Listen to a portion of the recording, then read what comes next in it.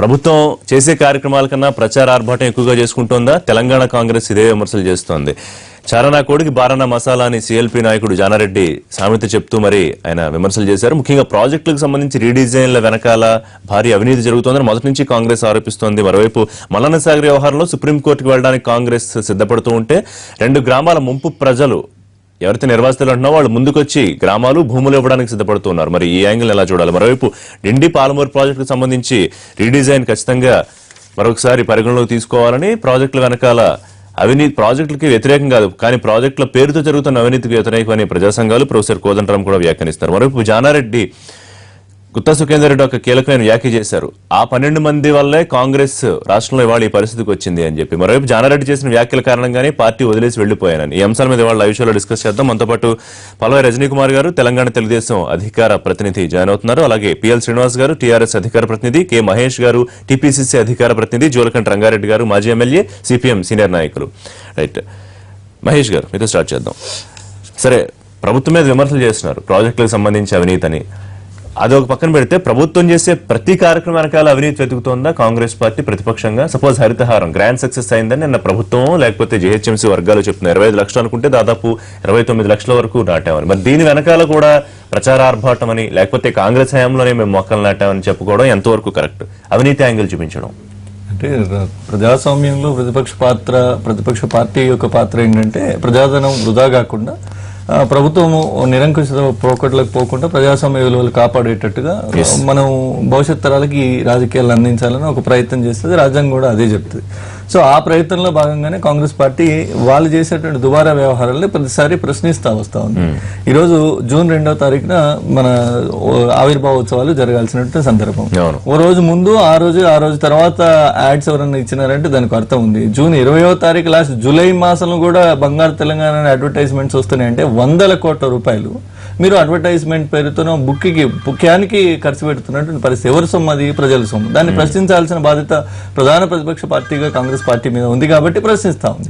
And other end Aarogyasri బిల్లులు ఇవ్వకపోతే పేదోడికి ఇచ్చే వైద్యాన్ని, తెల్ల రేషన్ కార్డు పట్టకపోతే ఏ రోగానికైనా వైద్యం చేసే హాస్పిటల్ ఈ రోజు మేము వైద్యం ఇవ్వమని మొరాయించేటువంటి స్థితికి ఈ ప్రభుత్వం తీసుకొచ్చింది. మరి ఇవే 300 కోట్లు పేదోళ్ళ ఆరోగ్యం కోసం కేటాయిస్తే వాళ్ళకి ఆ వారం రోజుల నరకయాత్ర తప్పేది కాదు. హరితహారం ప్రోగ్రామ్ చెట్లు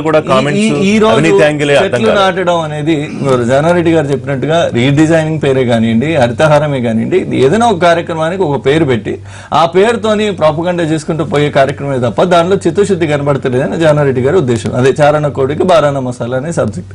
దీనిలో హరితహార విషయంలో కూడా ఇప్పటిది కాదు, రాజుల కాలం నాడు అశోకుడు చెట్లు నాటిను రోడ్డుకి ఇరువైపులా అనే మాట మనం చదువుకున్నాం. ఇప్పటి వరకు నడుస్తా ఉంది. ఎందుకు ఎవరు వదిలేశారంటే క్లీన్ అండ్ గ్రీన్ సిటీగా మాకన్నా ముందు వాళ్ళ జన్మభూమి పెట్టారు, తర్వాత మేము మొక్కలు నాటే కార్యక్రమాన్ని పెట్టాము, వృక్ష రక్షిత అని అన్ని ప్రొటెక్ట్ చేసేటువంటి చర్యలన్నీ తీసుకుని 100,000 సంఖ్యలో మొక్కలు నాటే పరిస్థితి మనం చూసినాం. ఇది సామాజిక బాధ్యత. ప్రభుత్వం మొక్కలు నాటే కార్యక్రమం అనేది ప్రభుత్వం యొక్క సామాజిక బాధ్యతనే గురుతర బాధ్యతగా పోషిస్తుంది ఈ ప్రభుత్వం. మిగిలిన అసలు వ్యవహారాలను పక్కన పెట్టి ముఖ్యమంత్రి గారు ఏం చేయాలా?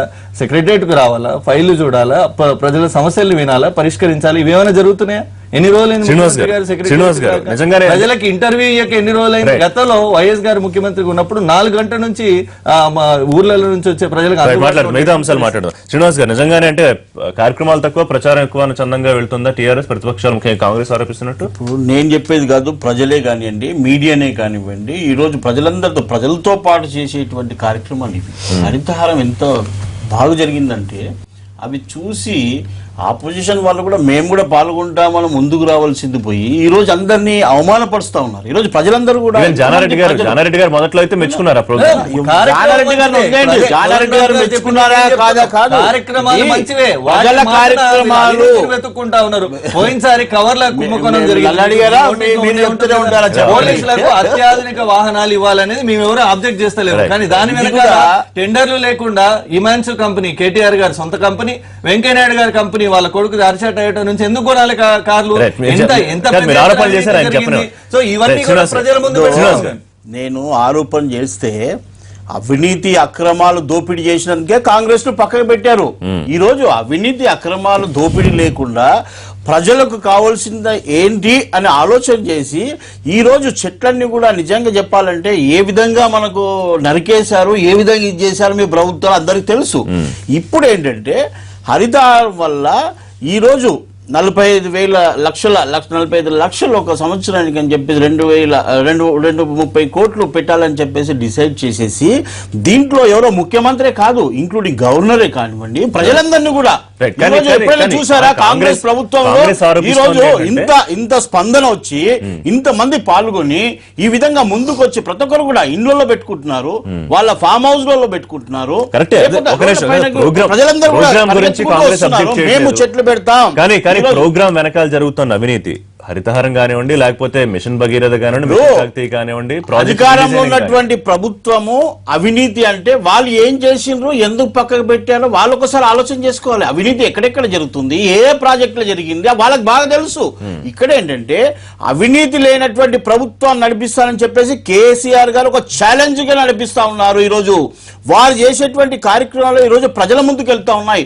రేపు భవిష్యత్తులో ఉన్నటువంటి పిల్లల గురించి అని కానివ్వండి, ప్రజల గురించే కానివ్వండి, ఇవన్నీ కూడా ఉపయోగపడతాయి. ఏదో అవినీతి చేశారు, ఏదో అడ్వర్టైజ్మెంట్ చేశారు అని కాదు. ఈ రోజు మీరు ఒక్కసారి చూడండి, అన్ని పేపర్లు తిరిగేయండి, అన్ని టీవీలు తిరిగేయండి, అంతటా వెళ్ళండి, తెలుస్తుంది ఏ విధంగా ప్రజలందరూ పాల్గొన్నారు. ఈరోజు సీనియర్ యాక్టర్స్ అండి, పార్టిసిపేట్ చేసిన వాళ్ళంతా అవినీతి పరులా, వాళ్ళ డబ్బులు ఇచ్చి తీసుకొచ్చారా, వీళ్ళు అనేది అవమానపరుస్తున్నారు. ఈ రోజు వాళ్ళ ముందుకు వచ్చి ఒక ప్రభుత్వం మంచి కార్యక్రమాలు తీసుకుంది, ఆ కార్యక్రమానికి అంతా కూడా మేము ముందుంటామని చెప్పి ప్రజల ముందుకు వస్తే వాళ్ళని అవమానపరచడం ఇంతకన్నా దారుణం ఇంకోటి ఉండదు. ప్రభుత్వం చేసే కార్యక్రమం కన్నా ప్రచార ఆర్భాటం ఎక్కువగా చేసుకుంటోందా? ఇప్పుడు మహేష్ గారు అన్నట్టు రాష్ట్ర అవతరణ వేడుకలకు 300 కోట్లు 400 కోట్లు ఖర్చు పెట్టడం కానివ్వండి, లేకపోతే రైతుల రుణమాఫీకి డబ్బులు లేవని చెబుతోన్న ప్రభుత్వం హరితహారానికి ఎంతైనా ఇస్తామని కేసీఆర్ గారు కూడా దాని మీద ఒక ప్రత్యేక నిఘా వ్యవస్థను కూడా ఏర్పాటు చేయడం, దీన్ని కూడా తెలుగుదేశం కూడా విమర్శిస్తోందా ఈ కార్యక్రమాలను? అంటే విమర్శ చేయడం అని కాదు, ఒక కన్స్ట్రక్టివ్ గా మాట్లాడుకున్నప్పుడు మాత్రం ఇది స్పష్టంగా కనబడుతుంది. దాదాపు జూన్ 2 నుండి వారం రోజుల పాటు ఉత్సవాలు అనే పేరు మీద 300 కోట్ల రూపాయలు ప్రచారానికి అన్ని పేపర్లలో ప్రధానమైనటువంటి అడ్వర్టైజ్ మొత్తం పార్టీలు సంబరాలు జరుపుకున్నాయి, ప్రభుత్వ పరంగా కొంత ఎక్కువ కార్యక్రమం చేసింది. 300 కోట్ల ఎక్కువ కదా, 300 కోట్ల రూపాయలు ప్రచారానికి ప్రతిపక్షాలు చెప్పిన లెక్క ఇవ్వాల్సిన బిల్లులు. ఇంకోటి మీరు అన్నట్లు ఈ రోజు రుణమాఫీ చేయాల్సినటువంటి ప్రధాన మేనిఫెస్టోలో వాళ్ళు పెట్టుకున్నటువంటి అంశం రుణమాఫీ. ఈ రోజు దాదాపు క్వార్టర్ వాళ్ళు 2000 చిల్లర కోట్ల రూపాయలు ఈ రోజు చెల్లించాలి రుణమాఫీ కింద. వాళ్ళు 1000 కోట్లు కూడా విడుదల చేయలేని పరిస్థితిలో ఈ రోజు ఈ రాష్ట్ర ప్రభుత్వం ఉంది. నిజంగా ఈ రోజు ఎందుకు ఈ దివాలా తీసే పరిస్థితికి ఈ రోజు ఎందుకు వస్తున్నారనే విషయాన్ని మీరు మాట్లాడుకోవాల్సినట్టు. నేను మాట్లాడుతున్న తర్వాత మీరు మాట్లాడండి, లేదంటే మనం ఇద్దరం మాట్లాడుకుందాం అంటే రెడీ. ఎందుకంటే చంద్రబాబు నాయుడు ఎంత రిలీజ్ చేశారు, తెలంగాణ ప్రభుత్వం ఎంత రిలీజ్ చేసింది మాట్లాడుకుందామంటే ఐఎమ్ రెడీ. నేనేమంటున్నానంటే రైతు రుణమాఫీ కోసం మీరు వెచ్చించాల్సినటువంటి క్వార్టర్లు ఇవ్వాల్సినటువంటి 2000 కోట్ల రూపాయలు 2090 కోట్ల రూపాయలు ఈ రోజు వరకు 1000 కోట్లు కూడా విడుదల చేయలేని పరిస్థితిలో ఈ రాష్ట్ర ప్రభుత్వం ఎందుకు దివాలా తీసింది అంటే దానికి ప్రధాన కారణం మీరు ప్రచార ఆర్భాటానికి చేస్తున్నంత డబ్బులు కేటాయిస్తున్నంత ఇదిగా లేదా ఎస్సీ భూముల కోసం ఈ రోజు వరకు మీరు ఎన్ని వేల కోట్ల రూపాయలు వెచ్చించారో చెప్పండి. 3 ఎకరాల భూమి దళితులకు ఇస్తామన్నారు, దళితుని ముఖ్యమంత్రి చేస్తారు, చేయకపోతే పోనీయండి, మేమేం అడగట్లేము, కనీసం అడిగినా చేయరు, అది అయిపోయింది, ఆ స్టేజ్ అయిపోయింది. కాబట్టి మేము అడుగుతున్నాం కనీసం దళితులకు 3 ఎకరాల భూమి ఇవ్వమని మేము అడుగుతున్నాం, ఇంతవరకు మీరు చేయట్లేరు. మహిళలకు మీ కేబినెట్ లో చోటు లేదు, లేదా బీసీలకు మీకు సరైన గౌరవం. అరే రిషి గారు, నేను ఒక ప్రభుత్వంలో మంత్రిగా పనిచేశానని ఈ రోజు కూడా చెప్పుకునే గర్వం గౌరవం మహిళలకు ఉండాలండి. ఈ రోజు కవిత గారు ఎందుకు ఆలోచిస్తున్నారండి కేంద్ర ప్రభుత్వంలో ఒక మంత్రి అంటే కవితని నేను ఇక్కడ డిస్కరేజ్ చేయట్లేదు. ఏ ఉమెన్ అయినా ఉమెన్ గా నేను చూస్తాను తప్ప ఆమె కేసీఆర్ కూతురా ఇంకోరని నేను ఆలోచించాను. రావాలి, తప్పకుండా పదవులు తీసుకోవాలి. మనం కూడా ప్రజల భాగస్వామ్యంగా కవిత గారు రేపు ఒకవేళ కేంద్ర మంత్రి అయితే మళ్ళీ మీరే రాజకీయ విమర్శలు చేస్తారు. రాజకీయ విమర్శలు సెపరేట్, ఒక ఉమెన్ గా నేను మాట్లాడు. అందుకే కవిత కూడా ఈ రోజు ఆలోచించాలి. ఈ రోజు ఉన్నటువంటి మహిళల ఎమ్మెల్యేలను ఎందుకు మీరు పాయింట్ ఏంటంటే విమర్శలు చేయొచ్చు. అంటే మీరు అన్ని విషయాలని పక్కన పెట్టేసి ప్రచారం కోసం పెద్ద ఎత్తున ఈ రోజు మీరు వెళ్తున్నటువంటి విషయాలనే మేము మాట్లాడుతున్నాం.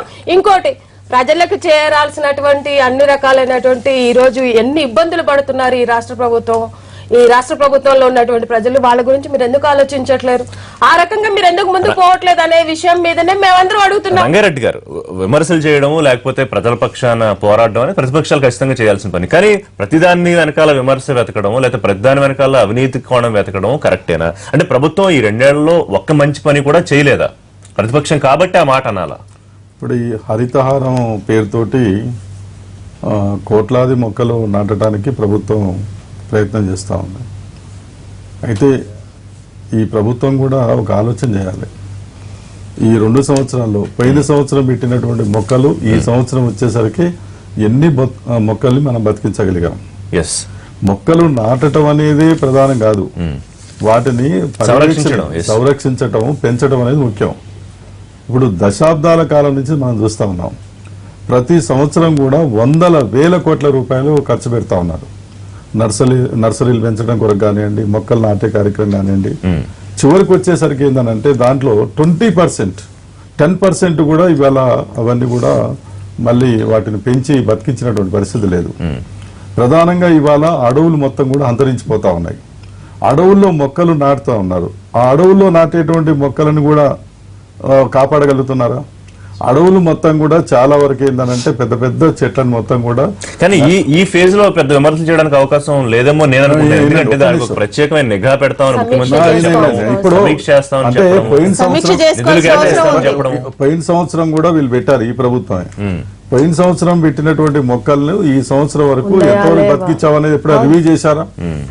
ఆ మొక్కలు నాటడం ఇప్పుడు పెట్టే వాళ్ళందరూ కూడా మినిస్టర్లు గాని, ఎమ్మెల్యేలు గాని, ఆఫీసర్లు కానీ అందరు కూడా ఏంటంటే పేపర్లో ఫోజు కొరకు ఏంటంటే కనిపిస్తారు, మొక్కలు నాటుతారు. తర్వాత ఎన్నడన్నా ఆయన ఇంటి ముందు గాని, ఇంట్లో గాని, ఆఫీసులో గాని నీళ్లు పోసిన పాపాన గాని దాన్ని కాపాడేటువంటి ప్రయత్నం ఏమైనా చేస్తారా? అది లేదు. స్వచ్ఛ భారత్ కార్యక్రమం పెట్టారు ప్రధానమంత్రి మోడీ గారు. స్వచ్ఛ భారత్ కార్యక్రమం ఏం జరుగుతుందో మనం చూసాం కదా. ఆ ఊడ్చిన దగ్గరనే పోయి వాళ్ళు చెత్తేసి ఊడ్చి ఆ రకంగా. అంటే ప్రభుత్వానికి ఒక చిత్తశుద్ధి ఉండాలి. ఒకటేంటంటే ఈ ప్రభుత్వమే కాదు, గత ప్రభుత్వాలు కూడా వరుసగా చూస్తున్నాం. క్లీన్ అండ్ గ్రీన్ కానివ్వండి, పచ్చదనం కానివ్వండి, రకరకాల పేర్లతో చేస్తా ఉన్నారు. కానీ వందల వేల కోట్ల రూపాయలు ఈ పేరుతోటి వృధాగా డబ్బు ఖర్చు పెడుతున్నారు. ప్రయోజనం తక్కువగా ఉన్నది, డబ్బు ఎక్కువ ఖర్చు పెడతా ఉన్నారు. ఇది మనం వరుసగా చూస్తా ఉన్నాం. అందుకనే ఈ కార్యక్రమం విషయంలో ఇది ఎందుకంటే సమాజానికి, పర్యావరణం కాపాడటానికి, ప్రకృతిని కాపాడటానికి అందరూ ఏంటంటే. అండ్ మరొక వైపు ఇప్పుడు కాంగ్రెస్ చెప్తున్నట్టు ఎన్నికల వాగ్దానాలు ఏవి కూడా 2 ఏళ్లలో ప్రభుత్వం నెరవేర్చలేదని చెప్పి. ఏమీ నెరవేరలేదా? అంటే మేనిఫెస్టోలో పెట్టిన కార్యక్రమాలు కానీ లేకపోతే మేనిఫెస్టోలో పెట్టని వాటిని కానీ ప్రభుత్వం ఏమీ అమలు చేయట్లేదు. ఇలా ప్రభుత్వం ప్రధానంగా ప్రకటించినటువంటి వాగ్దానాలు ఏంది? నేను అధికారంలోకి రాగానే రైతుల రుణమాఫీ 1,00,000 రూపాయలు ఒకేసారి చేస్తామని చెప్పన్నారు. ఇప్పటికి ఏంటంటే 2 విడతలు చేశారు. 3వ విడత కూడా 50%, 4,000 కోట్ల ఏదో దాంట్లో 50% ఇస్తా ఉన్నారు. ఆ మిగతా 50% అనేది ఒకేసారి ఇస్తే పోయేది ఒకటి. రెండోది ఏంటంటే దళితులకు 3 ఎకరాల భూమి ఇస్తా అన్నారు. ఇప్పటికీ 1,400-1,500 ఎకరాలే పంచారు. 12 లక్షల ఎకరాలు పంచితే తప్ప దళితులకు కుటుంబానికి 3 ఎకరాల భూమి అనేది రాదు. అది ఇంతవరకు ఊసేలేదు. డబుల్ బెడ్రూమ్ అన్నారు. ఇప్పటికి ఒక పైసా కేటాయించలేదు. దాని బడ్జెటే లేదు. అప్పు తీసుకొచ్చి కడతామంటున్నారు. ఆ అప్పు తెచ్చేది ఎప్పుడు, కట్టేది ఎప్పుడు? అంటే మీ ఇల్లు కట్టుకోవటానికేమో ఈ బడ్జెట్ పెట్టుకొని ఒక్కొక్కరు 30 కోట్లు, 10 కోట్లు, 50 కోట్లు పెట్టి ఉన్న సెక్రటరీ గులగొట్టేమో ఈ బడ్జెట్ పెడతారు. పేదవాళ్లకు డబుల్ బెడ్రూమ్ ఇల్లు కట్టడానికి మాత్రం అప్పులు తీసుకురావాలి. మన ఇల్లు కట్టుకోవడానికి మాత్రం ఉన్న బడ్జెట్ ఖర్చు పెట్టాలి. ఒక్క ఇల్లు కూడా ఏ జిల్లాలో కట్టినటువంటి పాపన లేదు. కేజీ నుంచి పీజీ వరకు విద్య అన్నారు. దాన్ని ఏం చేస్తా ఉన్నారు? ఇవాళ విద్య అనేది ఖరీదైనటువంటి పరిస్థితి అనేది ఉన్నది. కాబట్టి ప్రధానమైనటువంటి వాగ్దానం నిరుద్యోగ సమస్య కూడా ఇవాళ దగ్గర 60 లక్షల మంది నిరుద్యోగులు నమోదు చేసుకున్న వాళ్ళే ఉన్నారు మన తెలంగాణ రాష్ట్రంలో. ఒక 4-5 పాయింట్లు రైజ్ చేశారు రంగారెడ్డి గారు, వాటి మీద చెప్తే మనం బ్రేక్. రంగారెడ్డి గారు చెప్పింది జనరల్ గా ఏ ప్రభుత్వం అధికారంలో వచ్చినప్పటికి కూడా ప్రజల బాగోగుల గురించి ఆలోచించేటువంటి బాధ్యత ఈ ప్రభుత్వం పైన ఉండవలసింది. ముఖ్యంగా ఈ ప్రభుత్వం ఏంటంటే డివైడ్ అయిన తర్వాత 2 సంవత్సరాలలోనే ఎంత చేయాలో దానికన్నా ఎక్కువ చేశారు. ఏమీ చేయలేదని ఏం చేయలేదని వాళ్ళు విమర్శలు చేసేవారు మీరు చెప్తున్నారు. వారి పాయింట్ల ప్రకారం శంకుస్థాపనలు శిలాఫలకాలు మాత్రం చేశారు, కానీ ఇళ్ళని అడ్వాన్సులు ఇచ్చేది దోపిడీ చేయలేదు కదా. కాంగ్రెస్ పార్టీ గ్లోబల్ సెంటర్ మందికి ఎందుకు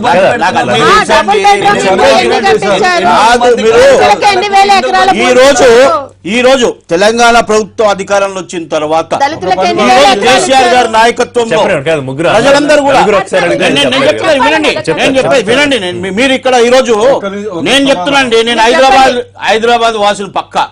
ఈ రోజు హైదరాబాద్ లో ఉంటున్నటువంటి వివిధ రాష్ట్రాల నుంచి ఉన్నటువంటి వాళ్ళు, వివిధ దేశాల నుంచి ఉన్నటువంటి పక్క ఆంధ్ర రాష్ట్రం ఉన్నటువంటి వారు ఈ రోజు ఎంత సుఖంగా ఉన్నాం ఇక్కడ అని చెప్పడం జరుగుతుందంటే, మీరు ఊళ్ళల్లో కూడా వెళ్ళినప్పుడు రోడ్లు కానివ్వండి, అక్కడ ఉన్నటువంటి బడ్లు కానివ్వండి,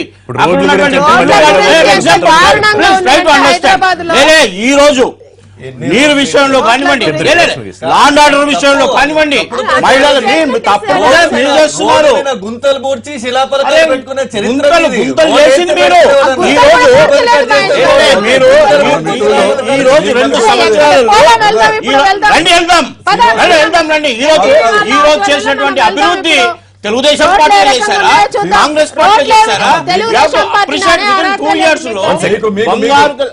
ఇప్పుడు శ్రీనివాస్ గారు లాంటి మొదటి నుంచి తెలంగాణ ఉద్యమంలో తెలంగాణ టిఆర్ఎస్ జెండా పట్టుకొని పోరాడినటువంటి వాళ్ళందరినీ పక్కన పెట్టి తర్వాత వచ్చినటువంటి వాళ్ళని మాత్రం ముందుకు తీసుకొచ్చారు. ఇది మాత్రం అభివృద్ధి కావాలంటే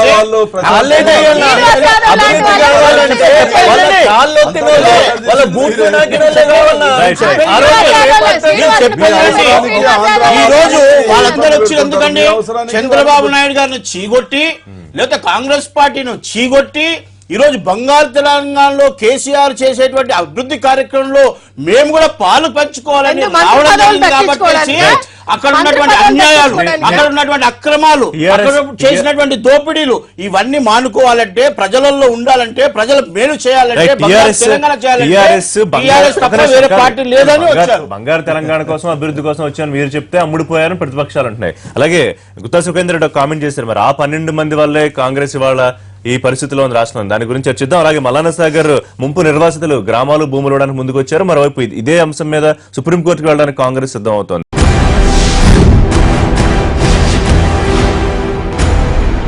మహేష్ గారు, మల్లన్న సాగర్ ఇష్యూ అనేది దీన్ని ప్రతిపక్షాలు ఊరికే అడ్డుపడుతున్నాయి, ప్రాజెక్టులు ఒకవేళ పూర్తయితే రాజకీయంగా మనుగడ ఉండదు అనేది ప్రభుత్వం చెబుతున్నమాట. అయితే మల్లన్న సాగర్ ఇష్యూలో ఒక ఆసక్తికరమైన అవసరం ఏంటంటే, నిర్వాసితులు ఎవరైతే అనుకుంటున్నావో ముంపు గ్రామాల ప్రజలు, వాళ్ళు గ్రామాలు ఇవ్వడానికి భూములు ఇవ్వడానికి లక్ష్మాపూర్ అలాగే మరో గ్రామం వాళ్ళు ముందుకు వచ్చారు. మరోవైపు మీరు సుప్రీంకోర్టుకి వెళ్లే ప్రయత్నం చేస్తున్నారు. ఎట్లా ప్రజలు సిద్ధంగా ఉన్నట్టు మరి మీరు అడ్డుపడడానికి కుదురుతుందా? అంటే ఇప్పుడు సాగునీటి ప్రాజెక్టులే ఆధునిక దేవాలయాలుగా భావించే ఐడియాలజీ ఉన్న పార్టీ కాంగ్రెస్ పార్టీ. సో తన తరాల నుంచి సాగునీటి ప్రాజెక్టుల మీద రూపకల్పన చేసి, అంటే ఎక్కడ లేని రూపకల్పనలే చేసింది, పూర్తి చేయలేకపోయింది. పెద్ద ప్రాజెక్టులు నాగార్జున సాగర్ కానీ ఇవన్నీ కూడా కట్టించి, మిగిలిన ప్రాజెక్టులు ఇప్పుడు పూర్తి కాబోతున్న ప్రాజెక్టులు కానీ పూర్తి అయిన ప్రాజెక్టులు కానీ ఇవన్నీ కూడా కట్టించి లక్షల ఎకరాలకి సాగునీరు అందించాలని లక్ష్యంతో పనిచేసినట్టు. మీరు లక్షల ఎకరాలకి ఇచ్చేస్తే ఆల్రెడీ సాగు అవుతుంటే మరి 1 కోటి ఎకరాలకి ఇస్తాను ఇంకా ముఖ్యమంత్రి గారు చెప్తున్నారు. అదే మీరు ఇచ్చేస్తుంటే వాళ్ళు ముఖ్యమంత్రికి అవకాశం ఉండేది కాదు. ఆ నీళ్ళు ఎక్కడి నుంచి దేవాలా, అవైలబిలిటీ వాటర్ ఎంత, మరి ప్రజల్ని మభ్య పెడుతుంది ఎంత అనేది తేలుతుంది. కాకపోతే రేపు ప్రజలు కూడా చూస్తారు కదా, ఎన్నికల పోయే 2019 ముందు 1 లక్ష ఎకరాలకి నీళ్ళు ఇస్తారా అనేది కూడా ప్రజలు కూడా చూడబోతున్నారు. 1 కోటి ఎకరాలు దూరికి బాధ 22 అంటే ఇంకోసారి అధికారం ఏంటి అప్పటి వరకు చూద్దామనే కదా, అంతే కదా. సో ఆ పిలుస్తున్న కాంట్రాక్ట్లు అవన్నీ కూడా. సో కాంగ్రెస్ పార్టీ ప్రాజెక్టులకు వ్యతిరేకము లేదు, వాళ్ళు ఏదో ప్రాజెక్టులు పూర్తి చేసినంత మాత్రాన ఆ క్రెడిట్ వాళ్ళకు ఓట్లు వాళ్ళ పోతాయి అనే ఒక ఆలోచన, దురాలోచన అయితే కాంగ్రెస్ పార్టీలో లేదు. రైతుల పక్షపాత పక్షపాతంగా ఉండేటువంటి పార్టీ రైతులకు ప్రాజెక్టుల నీరు అందాల్సిందే కానీ రైతులకి ఏం Not at the cost of. కాదు రైతులకి ఏం చెప్తారు మహేష్ గారు? ఒక నిమిషం. 2013 భూసేకరణ చట్టం ప్రకారం జరగాలని మీరు పట్టుబడుతున్నారు. జీవో 123 ప్రకారం గ్రామాలు ఇవ్వడానికి భూములు ఇవ్వడానికి రైతులు ఒప్పుకుని ముందుకు వచ్చారు.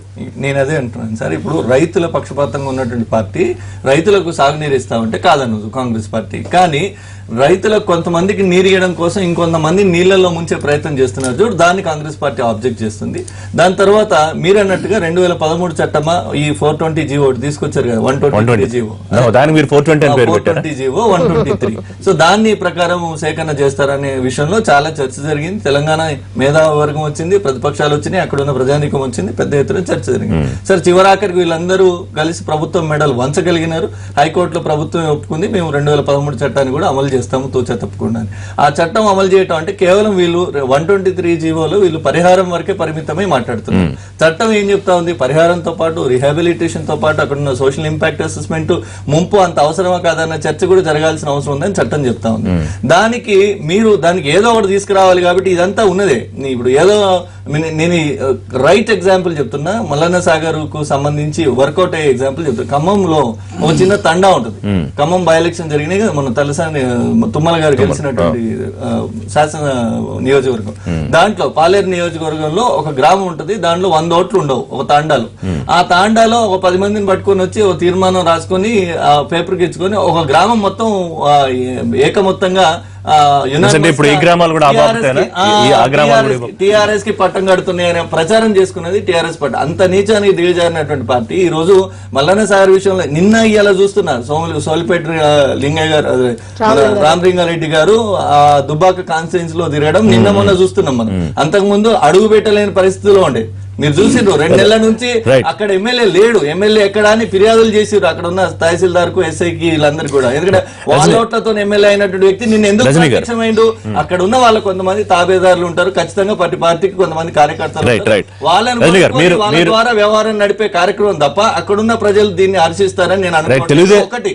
రెండోది సార్, మేము అడిగాం కాబట్టి 2013 చట్టం అమలు చేయమని అడిగాం కాబట్టి 60,000 రిజిస్ట్రేషన్ వాల్యూతో చేస్తా అంటే ఒప్పుకునేది లేదు. రిజిస్ట్రేషన్ వాల్యూను market value on par enhance చేసి పెంచి తద్వారా వాళ్ళకి న్యాయం ఒకటి మీ వర్కింగ్ ప్రెసిడెంట్ అక్కడ దీక్ష చేశారు, సరే పెద్ద ఎత్తున ప్రజలు వచ్చారు. ఇవాళ కాంగ్రెస్ పార్టీ మిమ్మల్ని దాటి కొంచెం ముందుకెళ్తుందా ఈ వ్యవహారంలో, లేకపోతే గవర్నమెంట్ తను అనుకున్నది సాధించే మార్గంలో ఉంది? ఎందుకంటే గ్రామాల ప్రజలు ముందుకు వచ్చిన పరిస్థితిని బట్టి అంచనా వేసుకోవాలి. ఎవరు ముందుకెళ్ళినా ప్రజలకు న్యాయం జరగాలనేది ఎవరైనా కోరుకుంటారు. మేము 2 రోజులు పెద్ద ఎత్తున దీక్ష చేసినప్పుడు రేవంత్ అన్న నాయకత్వంలో పెద్ద ఎత్తున రైతులు, ముఖ్యంగా మహిళలు, దళితులు పెద్ద ఎత్తున వచ్చారు.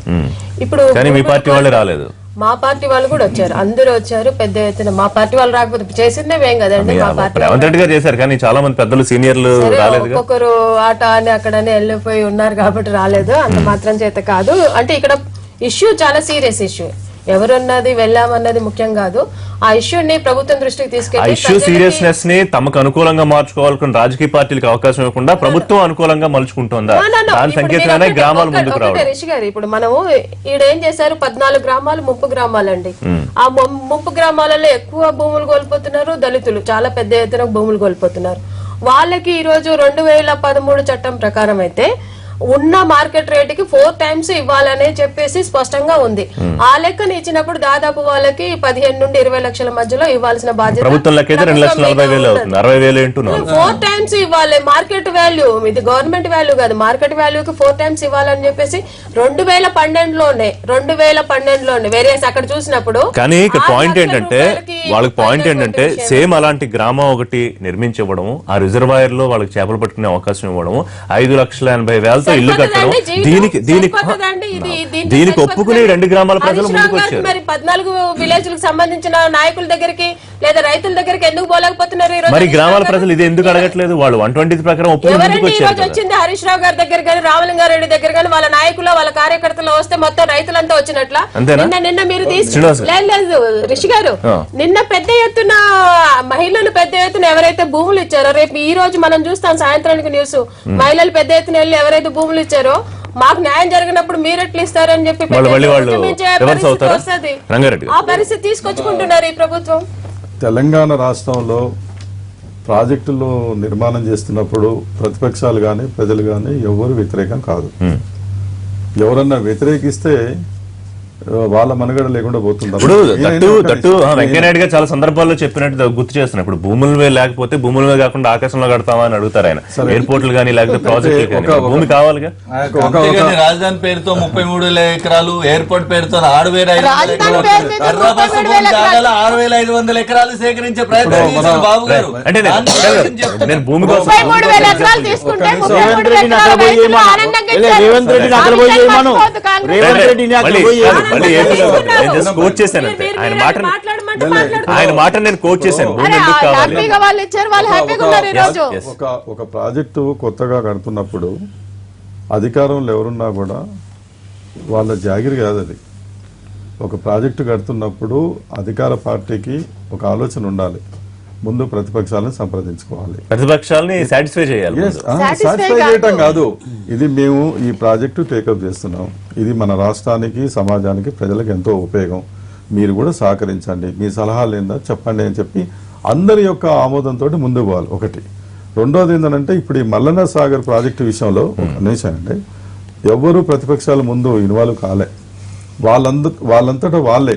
ఒక రకంగా చెప్పాలంటే 90% ఆ గ్రామాల ప్రజలందరూ కూడా టీఆర్ఎస్ కార్యకర్తలే. అక్కడ ప్రజాప్రతినిధులు కానివ్వండి, వాళ్ళందరికీ అందరూ 80% టీఆర్ఎస్ పార్టీకి, కేసీఆర్ గారికి ఓట్లేసిన వాళ్ళే. అక్కడ ఉన్న సర్పంచులు, ఎంపీటీసీలు, ఎంపీపీలు, జడ్పీ వాళ్ళంతటా వాళ్ళే స్వచ్ఛందంగా ఒక కమిటీ వేసుకొని వాళ్ళు ఉద్యమంలోకి వచ్చారు. ఉద్యమంలోకి వచ్చిన తర్వాత మొట్టమొదటి ఎంటర్ అయింది సిపిఎం పార్టీ. అక్కడ పోయి సపోర్ట్ చేయడం అనేది జరిగింది. మా నాయకుడు తమ్మినేని వీరభద్రం గారు కూడా పాదయాత్ర చేశాడు, ఇంకా కంటిన్యూగా చేస్తా ఉన్నారు. విషయం ఏంటంటే ఇప్పుడు హనుమంతరావు గారు ఉన్నారు. కానీ కాంగ్రెస్ పార్టీ సంగతి వదిలేయండి. కాంగ్రెస్ పార్టీ మిగతా అదే ఇప్పుడు హనుమంతరావు గారు ఉన్నారు. ఒక నిమిషం. హనుమంతరావు గారు సీనియర్, ఆయన ఎంతో అనుభవం ఉన్న నిపుణుడు. ఆయన ఈ నీటి రంగంలో ఆయన ఏమంటుండంటే మల్లన్న సాగర్ ప్రాజెక్టు లేకుండానే ఆ ప్రాజెక్టుని పూర్తి చేయొచ్చు, అదంత అవసరం లేదు, నేను చెప్పినా కూడా వాళ్ళు వినటం లేదని ఆయన చెప్పాడు. రెండోది ఏంటంటే ఒకవేళ కట్టాలన్నప్పుడు మీరు ఇల్లుకు ఇల్లు, ఊరుకు ఊరు, భూమికి భూమి అన్న మీరు ఆల్టర్నేటివ్. అంటే ఇప్పుడు గవర్నమెంట్ ఏమడుతుందంటే గతంలో తెలుగుదేశం అధికారంలో ఉన్నప్పుడు కానీ, కాంగ్రెస్ లో అధికారంలో ఉన్నప్పుడు కానీ కట్టిన ప్రాజెక్టులకు మరి ఈ విధంగానే పరిహారం ఇచ్చారు. వాళ్ళు చేయలేదు కాబట్టి వాళ్ళని అక్కడ పెట్టారు. పరిహారం కోసం తిరుగుతూనే రైతులు, పరిహారం కోసం తిరుగుతూనే 2013 వచ్చిన ఇప్పటి వరకు ఆ చట్టం ప్రకారం భూ సేకరణ జరగలేదు.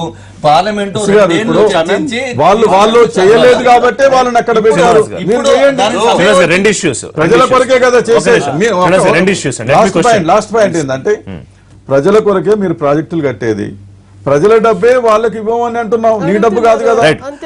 అన్యాయం చేసి ముందుకొచ్చిన గ్రామాల ప్రజలు ప్రయత్నం చేయొద్దు, జెన్యూన్ కాదు అని మహేష్ గారు ఆరోపించారు. రెండోది ఏంటంటే సుప్రీం కోర్టుకి వెళ్లే ఆలోచన చేస్తోంది. మరి మరొకసారి ఇబ్బందికర కార్యక్రమం కదా ప్రభుత్వానికి. నేను ఏంటంటే వాళ్ళు చెప్పినటువంటి 420 ఖండిస్తున్న జీవో పేరుని వాళ్ళు 420లో వాళ్ళు ఇరికిపోయారు. ఇప్పుడు ఐఏఎస్ ఆఫీసర్ కూడా ఇరికించారు వాళ్ళ పార్టీ.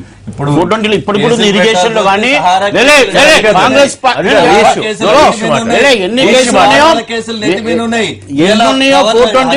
కాంగ్రెస్ పార్టీ అందరూ తెలుసు, ప్రజలందరూ తెలుసు. Please condemning that number 1. Because ఇది ప్రజలు మల్లన్న సాగర్లో ఏమన్నా ఉంటే వీరు హంగర్ స్ట్రైక్ చేశారు, వీరు కోర్టుకు పోతున్నారు, వాళ్ళకి హక్కు ఉంది, చేయొచ్చు. వారు అన్నట్టు నిజంగా అపోజిషన్ పార్టీస్ అందరిని పిలిచి మాట్లాడి చేస్తే బాగుంటుంది అన్నారు. ఏ అపోజిషన్ పార్టీ ఉందండి ఇప్పుడు? ఎవరు ముందుకు వస్తున్నారండి? ఎవరు సపోర్ట్ అంటే అనేది పాజిటివ్ గా థింక్ చేసేది. పాజిటివ్ గా థింక్ చేసేటువంటి వాళ్ళు లేరు.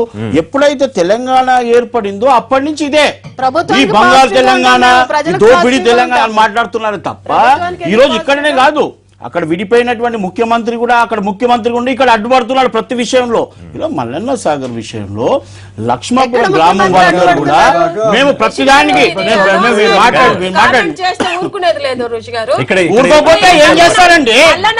మల్లన్న సాగర్ విషయంలో మాట్లాడుతున్నాం, మల్లన్న సాగర్ విషయంలో మాట్లాడుతున్నాం. అవునండి, ఇక్కడ తెలంగాణ టీడీపీ రెచ్చగొట్టాయన 2 రోజుల పరిస్థితి కాదు. అక్కడ చూసుకోమని అక్కడ చూసుకోమని అక్కడ చూసుకోమని ఆరోపణ చేస్తున్నట్లేదా? అదే లక్ష్మాపురంలో గ్రామస్తులందరూ ముందుకు వచ్చేసి ఎంతమంది? వాళ్ళు ఇచ్చేటువంటి ఎన్ని ఎకరాలు? ఎంతమంది వస్తారో చూడండి. మీరు కోర్టు పోతున్నారు కదా, 200 ఎకరాలు. కోర్టులో పోతున్నారు కదా మీరు. కాదండి, మీరు కోర్టు పోతున్నారు కదా, మీరు కోర్టు పోతున్నారు కదా, కోర్టులో మీకు న్యాయం దొరికితే మంచిదే కదా. ఇక్కడ నేను ఏమంటున్నానంటే మల్లన్న సాగర్ లో అక్కడ ఉన్నటువంటి ప్రజలందరూ కూడా ముందుకు వస్తున్నారు. 2 గ్రామం వాళ్ళు వచ్చారు, ఇంకా మిగతా వాళ్ళందరూ కూడా కన్విన్స్ చేస్తా ఉన్నారు. అక్కడ ఉన్నటువంటి ప్రజల వాళ్ళ భూమితో వెళ్ళి వాళ్ళతో కన్విన్స్ చేసేసి ప్రభుత్వం ముందుకు వెళ్దామని అనుకుంటుంది తప్ప అపోజిషన్ పార్టీ ఒకరు కోర్టు పోయి ఒకరు అండర్స్టాండ్ చేసి కోర్టులు చెప్పిన పైకి రైతులు ఆనందంగా ఉన్నారని చెప్తూ వెనకాల బెదిరించి వాళ్ళ భూములు కాదండి. బెదిరించే వాళ్ళు న్యాయంగా తీసుకునే వాళ్ళది ఎవరో వాళ్ళు తెలిసిపోతే వాళ్ళు ముందుకు వచ్చి ఇస్తున్నారంటే ఈ రోజు ఎస్సీ ఎస్టీ బీసీ అక్కడ వచ్చినటువంటి చేపలలో వచ్చినటువంటి 50% కూడా వాళ్ళకే ఇస్తామని చెప్పి ఆదాయంలో కూడా ప్రతి ఒక్కరిని కన్విన్స్ చేసేసి అక్కడ ఉన్న రైతుల్ని ఒప్పించి మీరుంటే బాగుంటుందని చెప్తున్నారు తప్ప మీరు అపోజిషన్ పార్టీ ఏంటి కోర్టు పోతాం లేకపోతే చూస్తాం. ఇప్పుడు ఇక్కడ నుంచి మేము విజ్ఞప్తి చేస్తున్నాం, ఆ మల్లన్న సాగర్ ప్రాజెక్టు ముంపు గురయ్యే ప్రజలందరినీ కూడా సమావేశం చేసి 50% కి అబోవ్ ప్రజలు యాక్సెప్టెన్స్ చేసి ఉంటే మీరు టేకప్ చేయండి. శ్రీనివాస్ గారు చూడండి, చాలా క్లియర్ గా ఉంది, చాలా క్లియర్ గా ఉంది.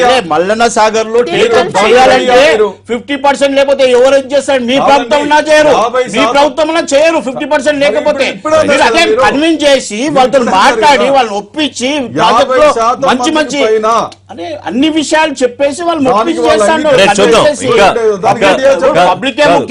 పాయింట్ బాగుంది. మరి అట్లా ఆలోచించే అవకాశం ఉంటుంది, మిగతా గ్రామాలు కూడా ముందుకు వస్తాయి. రైట్ మహేష్ రైట్ మహేష్ గారు, గుత్తా సుఖేందర్ రెడ్డి సరే పార్టీ మారిపోయారు, పార్టీ కండువా కప్పుకోలేదు, అదొక విషయం పక్కన పెడితే రాష్ట్రంలో కాంగ్రెస్ మునిగిపోవడానికి 12 మంది కారకులు అన్నారు. ఎవరా 12 మంది?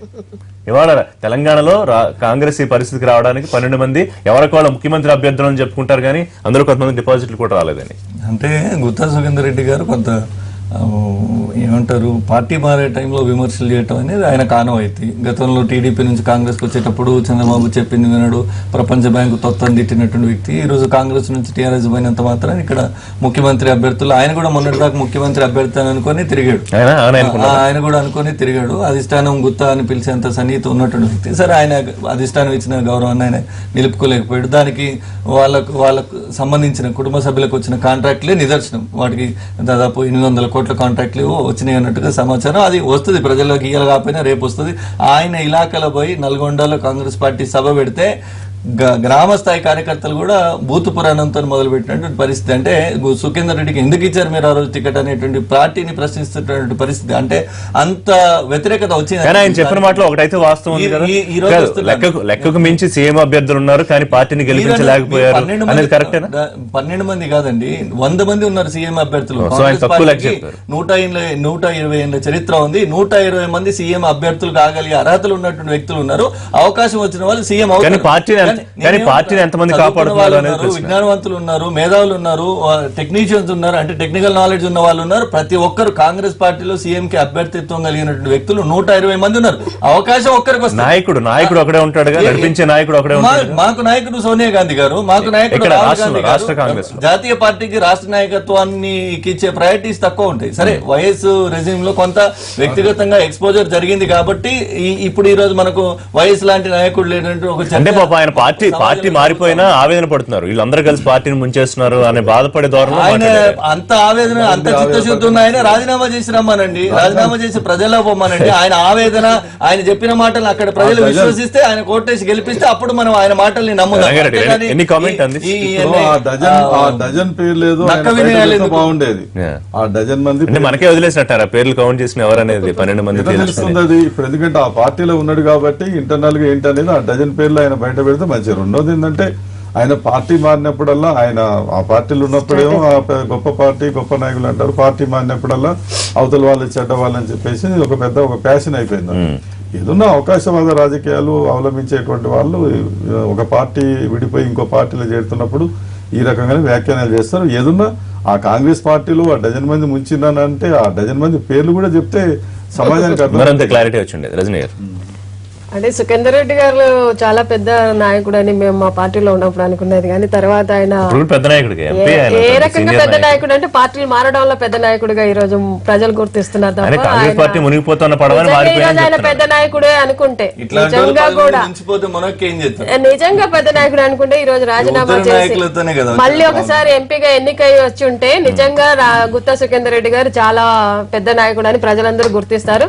ఆ వైపుగా ఆయన ఆలోచించాలి. కానీ తెలుగుదేశం పార్టీ నుండి కాంగ్రెస్ లోకి పోయేటప్పుడు చంద్రబాబు నాయుడుని విమర్శించడము, అక్కడ నాకు సరైన గౌరవం లేదని విమర్శించడము, లేదా అక్కడ నుండి ఇక్కడికి పోయేటప్పుడు ఇక్కడ గౌరవం లభించలేదని ఈ రోజు మళ్ళీ ప్రత్యేకించి ఇన్ని రోజులు ఎవరైతే మా నాయకులు అని మాట్లాడినటువంటి సుఖేందర్ రెడ్డి గారు అంటే వాలంటీర్ సరే ఆయన విమర్శించారు పక్కన పెడితే ఆయన అన్న కామెంట్ మీరు ఒప్పుకుంటారా? ముఖ్యమంత్రి అభ్యర్థులు ఎక్కువ ఉన్నారు కానీ పార్టీ అంటే అది మామూలుగా అయితే వాళ్ళు ప్రతి ఒక్కరు ఇప్పుడు మహేష్ గారు ఒప్పుకున్నారు, ప్రతి ఒక్కరు ముఖ్యమంత్రి స్థాయి నాయకులు మాకు అర్హతలు ఉన్న నాయకులు ఉన్నారని అది మా asset కదా. మిగతా పార్టీలు జాగ్రత్త పడాలి, ఎందుకంటే ముఖ్యమంత్రి అభ్యర్థులు ఎక్కువ ఉంటే మళ్ళీ మాకు అవసరం పోటీ కూడా లేదు. ఎక్కువ ఉంటుంది. మాకు 12 మంది అవసరం లేదు. మాకు ఒక్క నాయకుడే ఉన్నాడు, ఆ నాయకుడే రేపు ముఖ్యమంత్రి అభ్యర్థి. ఎవరు? రేవంత్ గారే మాకు ముఖ్యమంత్రి అభ్యర్థి అవుతారు. డిక్లేర్ చేశారా? మిగతా నాయకులు ఒప్పుకుంటారా? అందరం మిగతా కలిసి పార్టీలో మిగతా ఇప్పుడు senior ప్రజలందరూ ఎవరిని చేస్తారో వాళ్ళనే మేము యాక్సెప్ట్ ఎందుకంటే రేవంత్ రెడ్డి దీక్ష చేసినప్పుడు ఈ చెప్పుకునే సీనియర్ నాయకులు మరి ఆయనకు అంటే మద్దతుగా వాళ్ళు ఆ రోజు రాలేదు. ముఖ్యమంత్రి అందుబాటులో అభ్యర్థి అంటే ఒప్పుకుంటారా? రేపు అందుబాటులో లేక రాలేదండి, లేకపోతే సీఎం అభ్యర్థి అంటే రాకపోవడం ఒప్పుకునే అవకాశం ఉంటుంది. ఒక మాట శ్రీనివాస్ గారు ఒక మాట, అది గుత్తా గారు మాట్లాడే ముందు కాంగ్రెస్ పార్టీ సింబల్ మీద కాంగ్రెస్ పార్టీ పుణ్యాన సోనియా గాంధీ దయత్వాన్ని గెలిచినటువంటి వ్యక్తి ఆ పార్టీ సభ్యత్వానికి రాజీనామా చేసినప్పుడే ఆయన పదవికి కూడా రాజీనామా చేసి ఆమోదింప చేసుకొని తిరిగి పోటీ చేసి గెలిస్తే ఆయనకు అర్హత ఉంటది కాంగ్రెస్ పార్టీ గురించి అయితే మనం విన్నది ఏంటంటే ఆయన ఇప్పటికీ చేస్తారు. మాపాలే తాగుతూ మమ్మల్ని విమర్శించి ఇదేం సంస్కృతి అండి? రైట్, ఆయన చేస్తారు. ఆయన ఆయన తల్లిదండ్రులు ఆయన రాజీనామా చేయలేదు ఆయన అసలు, రాజీనామా కండవ కప్పుకోలేదు చేసేస్తానంటే కదా. ఆయన రాజీనామా చేసేస్తానంటే సీఎం వద్దన్నారు అని చెప్పి కొన్ని కథనాలు ఎవరంటే మాకు Right, నువ్వు right. కాంగ్రెస్ కండవ పార్టీ కప్పుకోలేదు. మీ comment. గెలిచి ఆ 12 మంది వల్ల కాంగ్రెస్ గెలిచి ఇలా కాంగ్రెస్ పార్టీ విమర్శించేట ఏ సోనియా గాంధీ అయితే ఏ రాహుల్ గాంధీ అయితే అతనికి ఎంపీ టికెట్ ఇస్తే బాగుంటుంది, అతను గెలుస్తాడు అన్నారు. ఆ పార్టీని వదిలేసి వచ్చాడంటే కారణాలు ఏంటి? అక్కడ ఉన్నటువంటి పరిస్థితే కానివ్వండి, అక్కడ ఉన్నటువంటి నాయకుల విషయంలో కానివ్వండి, ఇక్కడ ఉన్నటువంటి నాయకుల విషయంలో కానివ్వండి, ముఖ్యమంత్రి విషయంలో కానివ్వండి, ఏ విధంగా అభివృద్ధి జరుగుతా ఉంది. బంగారు తెలంగాణలో పాల్గొవాలని ఇటు తెలుగుదేశం పార్టీ నుంచి కానివ్వండి, ఇటు కాంగ్రెస్ పార్టీ నుంచి కానివ్వండి, ఇతర పార్టీ నుంచి రావడం జరుగుతా ఉంది. ఈ రోజు న్యాయమైన అది కాదు, 2 సంవత్సరాలు పరిపాలనలో చూసి ఆకర్షితులై అందరు ప్రజలందరూ కూడా మీరు చూస్తున్నారు. ఎక్కడ ఎలక్షన్ పెట్టినా తండోపట్టాల మొన్న ఎలక్షన్ల ఖమ్మంలో చూశారు కదండి. ఏ విధంగా మెజారిటీ వస్తుందంటే ఇది ప్రజలలో లేకపోతే వస్తుందా? కాంగ్రెస్ పార్టీలో ఉన్న లుకలుకల్ని టీఆర్ఎస్ అయిపోయింది. మనం ఇది కూడా ఎక్స్పెక్ట్ చేద్దాం, టీఆర్ఎస్ లో ఆ ముఖ్యమంత్రి అభ్యర్థులు ఎందరు అనే రోజు కూడా వస్తది, అది కూడా థ్యాంక్ యూ శ్రీనివాస్ గారు, థ్యాంక్ యూ రజనీ గారు. ఇది వాళ్ళ లైవ్ షో. మరిన్ని లైవ్ అండ్ పొలిటికల్ అప్డేట్స్ కోసం చూస్తూనే ఉండండి ఎన్టీవీ.